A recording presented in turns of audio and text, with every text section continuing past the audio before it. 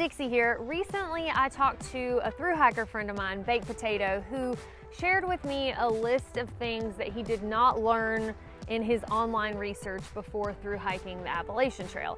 And after talking with him and reviewing his list, I felt like that might make for a good topic and content for this channel, just to kind of find out where the holes are in learning to backpack online. I also reached out and polled the general backpacking public on my social media platforms. So here are some of the little tips and bits of advice I gathered. First things first, at nighttime, if you're a tenter especially, trail runners or boots, if you prefer boots, make for great water bottle holders. Because a lot of times if you're in a tent, you've got taller water bottles, like a smart water bottle, for example, they'll topple over and roll around the tent, and you might go for a drink in the middle of the night and can't find it. So putting those standing upright in your shoe keeps them from toppling over and rolling all around. And also, if you end up with a Sawyer squeeze that gets a little leaky, that prevents from having some of your water leak out in the bottom of your tent.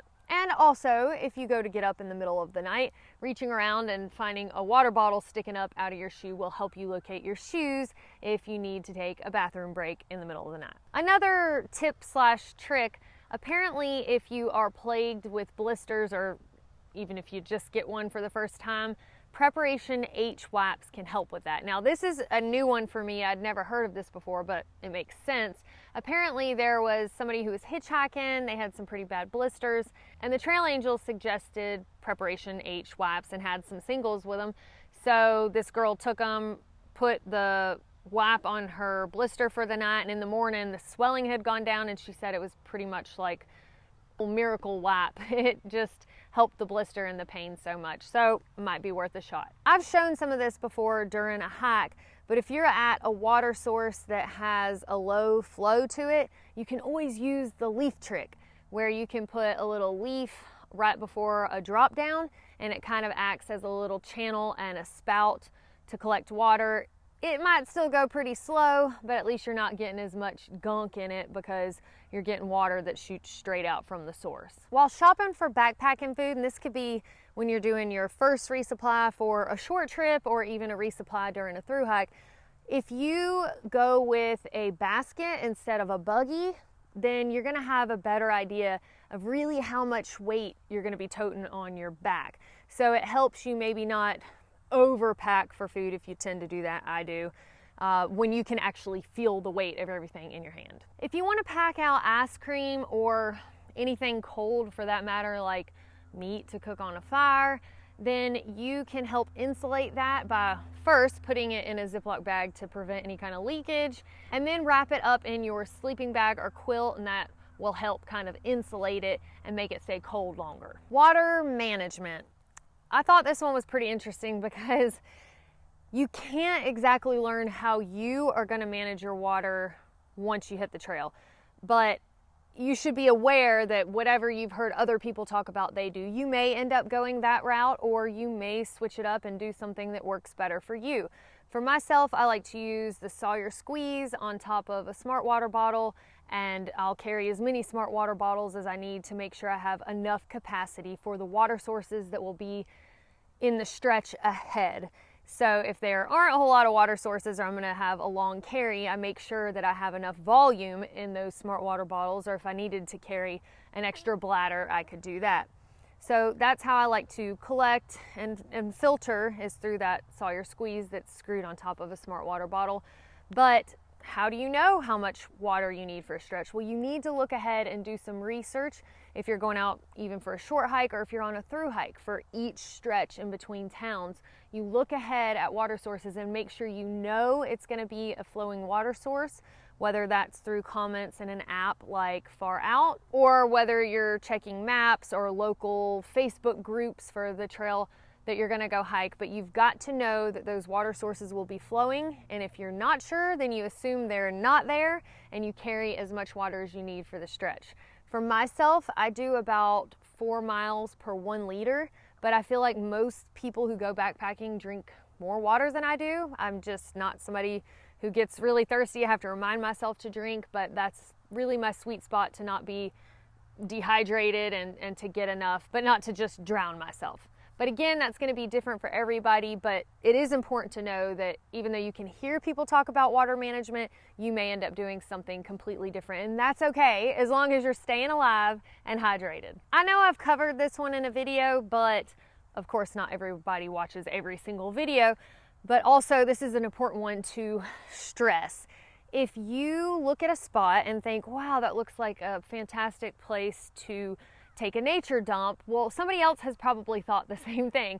So when you go to dig your cat hole, chances are you might find some buried treasure. So I would maybe err on the side of safety and say, try your third best pick for a location. Somebody on Facebook said that when you get to your destination for the night, that when you take off your pack, you start to experience anti-gravity and you might actually float away. This is really funny because this is something that you don't think to tell people, but it is a strange sensation that you've been toting this heavy pack all day. Even if you have pretty lightweight gear, it still feels heavy after miles and miles of walking. And when you take your pack off, it is kind of like, whoa, I feel so light when I'm stepping. It kind of throws everything off balance. But it is a strange sensation, and it's almost like I would imagine walking on the moon would feel. Somebody else commented that they were surprised to see how dark it really could be on a moonless night in the middle of the woods.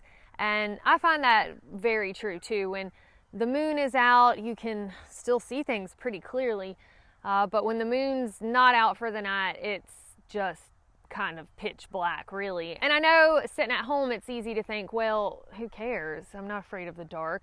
No, you're not afraid of the dark in your four walls, but when you're out in the middle of the woods, especially on a solo hike, you might be surprised even as an adult how creative your imagination can be and how you might actually be scared of that dark. But don't let that freak you out. All in all, it's something that I got used to over time. I feel like most people do get used to, and it gives you the sense of independence and really kind of liberation, you know, being able to get out there and do something like that on your own. Somebody else said they were surprised at the reality of when bad weather hits, how there's no escaping to the indoors.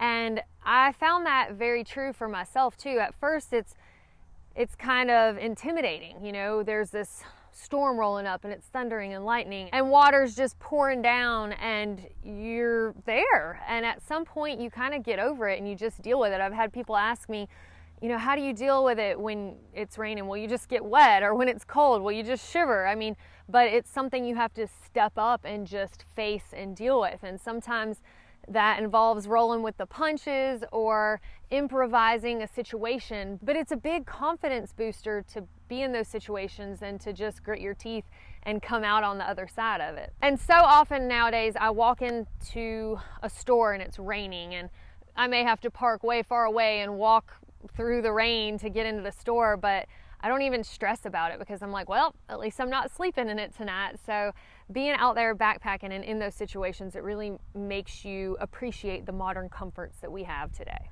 So apparently us backpacking content creators, or whatever you want to call us, have not talked enough about face spiders. According to this commenter, we have covered silk blazing enough, where if you're an early riser, you might get a web to the face, or if you're not hiking after the spiders have already set up, you know, you might walk into some webs and clear the path for everybody.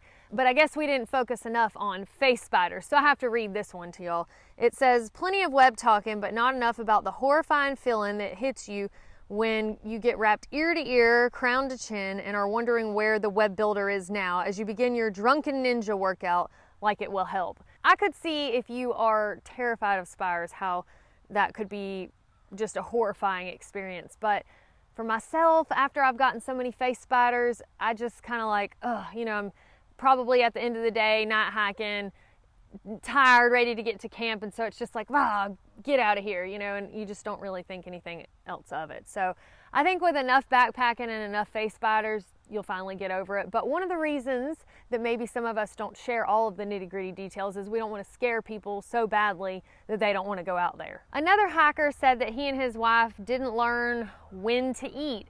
And he said that kind of sounds funny, but they would always kind of push for the perfect spot, maybe a really good view or an open area.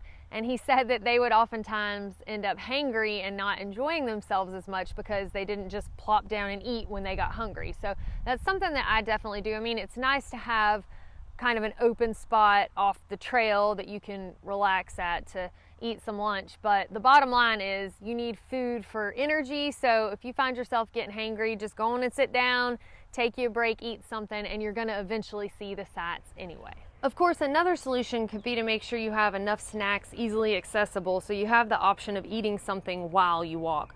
Then you might have an easier time waiting for the perfect spot to sit and take an actual break. And finally, a lot of people commented that they didn't realize what it really meant to embrace the suck, that they thought that YouTube made backpacking look a lot easier than it actually is.